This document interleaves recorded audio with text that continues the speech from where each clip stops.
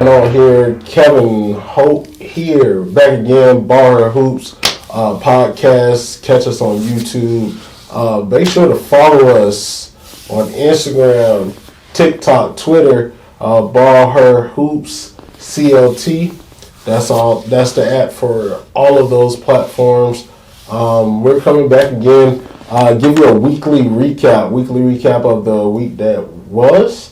We had today is November 20th, so probably about the 14th through the 20th, we had some games. Private schools got started, public schools got started this past Friday, so it's been a lot of good basketball going on. Glad to have everybody playing again, and of course, this week will be even more. So just to get it started, 101. They showed some dominance this week, especially in the PEM Play Like a Girl Classic. Both teams showed their dominance, winning by 30 plus points in each game. 101 has to go to Jacksonville. The black team, they have to go to Jacksonville, and they have a big time matchup this. I think they play either Monday or Tuesday. They play against Mount Verde. Mount Verde is a team that is nationally known. If I'm not mistaken, they won the Geico National Championship last year. So that's a big, tough matchup to start the year off for 101 Black. So best of luck to them.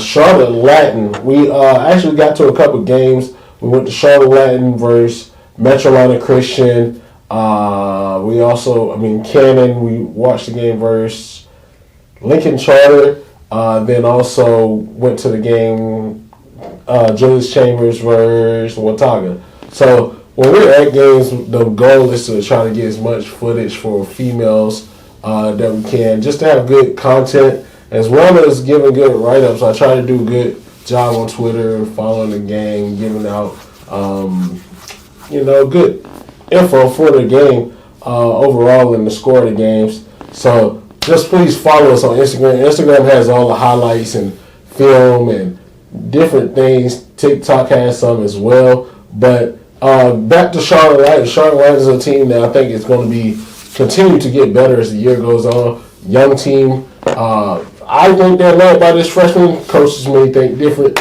But Charlotte Toon, if you don't know the name, please watch her. I think she's going to be a really good player. She had 27 points in the game against Metrolina Christian, and she went on a 10-0 run to start the second quarter by herself. She hit 2 deep threes. They hit a nice floater, then ended with a couple free throws after she got fouled going to the basket. And I think they ended up winning that game by between 15 to 20 points. But she was the main reason. I think she has a star power to her. The crowd was going wild every time she got the ball because they kind of felt like she was going to score. So I think Charlotte Toon is going to be a name to remember. Please write that down. I guess she plays for Charlotte Latin and her name is Charlotte. So it kind of goes together. But love her game. She was very impressive. The PEM's Play Like a Girl Showcase was this weekend, Friday and Saturday. Some good teams in it. I would love to see better games. I think a lot of times when you're doing events, it's hard to match the teams that don't already have games against each other. But RJ does a great job. Hats off to him. He does a good job of providing a platform for girls basketball for them to play. I just will hope that in future tournaments there's better games. A lot of big time blowouts in those games. Some by 50, 40, 30.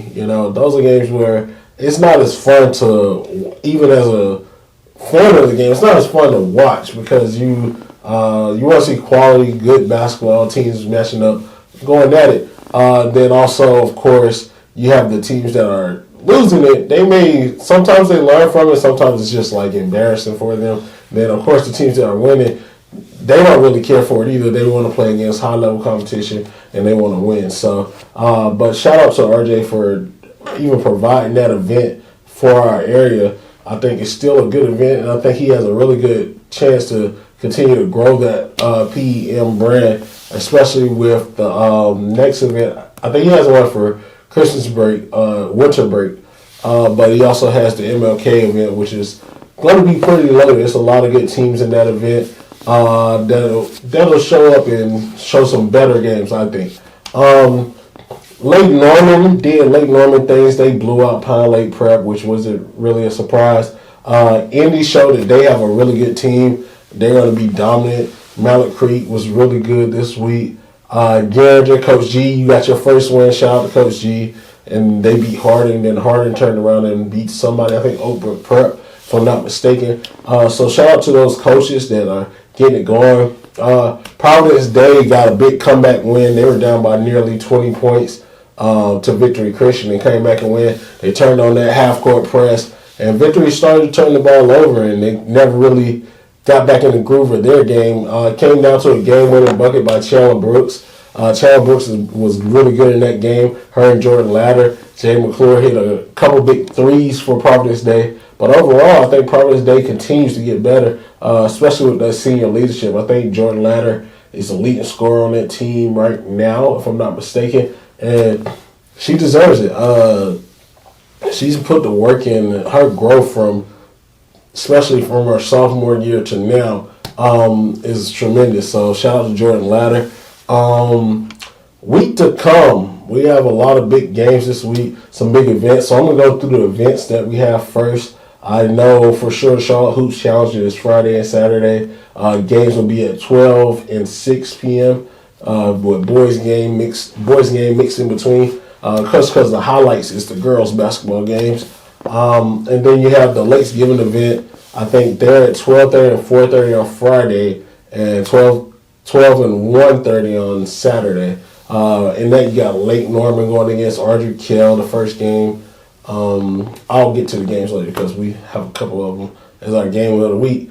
Then Mallet Creek's hosting an event as well on Friday and Saturday. I think they're playing at 2 and 4 on both days. You got Mallet Creek, Country Day, Garinger, and Chambers. So those will be some good games. I think the matchups are pretty good. And there may be other events. If I'm missing them, please excuse me. But let's get to the game of the week. I think I put down 5 of them. Starting with Independence versus Providence Day. Providence Day, of course, coming off that victory versus Victory Christian. And they'll probably play again before. But that's going to be a really good game. I think Providence Day has the experience over Indy, but Indy has that dog in them. You got a lot of, I think the clash of how the two teams play. Independence likes to get up and down the court. Providence Day slows you down, especially when they go into that zone, that trapping zone half court. I think they slow the game down, and it makes it hard to get into what you really want to get into. So I think Independence has the firepower to kind of counteract that. But it'll be a good game to watch. I definitely will try to be in the building for that one. And then you got South Met versus Cannon, two teams that both have a good bench, good starters. And the guard matchup is going to be crazy because, you got Anastasia Sinclair, Bessie Burnett, Gabby, Troy McBain. I think Deidre Miller just had 23 points in her last game versus Gardner. But Cannon's been good. Jamara Cherry's been really good so far this year. Lily Booker's been a dog on defense. I think somebody suffering starting to really find her way. She's starting to be back to her dominant self. And then I think they'll all together be a great game. I won't pick a winner, just so no bias. But I think it'll be a really good game to start off the Charlotte Hoops Challenge. 1-on-1 prep versus Charlotte Catholic. A lot of people not really looking at the teams more than the matchup. A lot of people are just excited about the matchup between Blanca Thomas and Ella Hobbs. I think that's a great matchup. Of course, 2 top 50 players in the nation, according to ESPN. I think they both want the matchup, so it's going to be good. But I like the matchup because it's Grayson Goff against her mom. 1-on-1 prep. Her mom is coaching there. She's an assistant coach, and then of course Grayson is at Charlotte Catholic. But overall, I think the matchup will be good. You got to think about how Providence Day has played against. Not Providence Day, I'm sorry. Last year, Delaney Hill at Providence played against Charlotte Catholic a couple times. Now she's with 1-on-1 prep. She has a little more talent on her team. but that'll be a great game to watch. Lake Norman versus RGK. This is the first challenge for Lake Norman as they play against RGK. RGK is no slouch. You got Marley Burns, who's a hot shooter. She's continuing to show that she can be a better guard. I think she's still working on her point guard skills, but she's continually growing as a guard. Autumn Washington, a freshman that's going to be a name to watch for years to come. And then the rest of their team is pretty solid as well. And then you got Lake Norman, of course, who's just loaded. It's hard to really point out one thing that's good about them because they have so many things they do well. Kirsten, shout out to you for getting an East Tennessee State offer. But she's really a dominant player. And Addie does a great job on defense and knocking down shots. Sheehan twins are just amazing rebounders, and they score the ball well too, and they move so well without the ball. And then, of course, Kelsey Ron is a scorer of delight. You know, she can do it in so many different ways, but when she's hot, she's hot. Then we have Charlotte Country Day versus Mallard Creek. Mallard Creek's one of those teams that everybody's looking to see what's going on over there. A couple transfers in.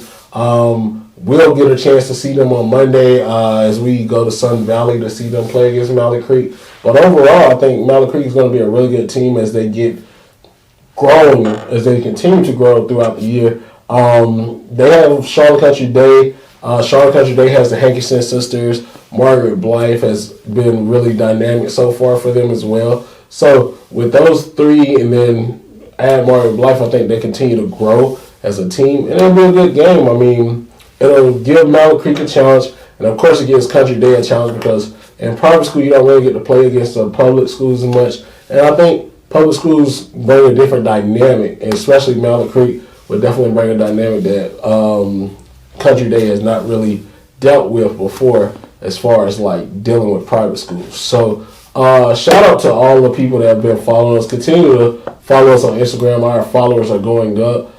We're putting out good content, so just make sure you follow us.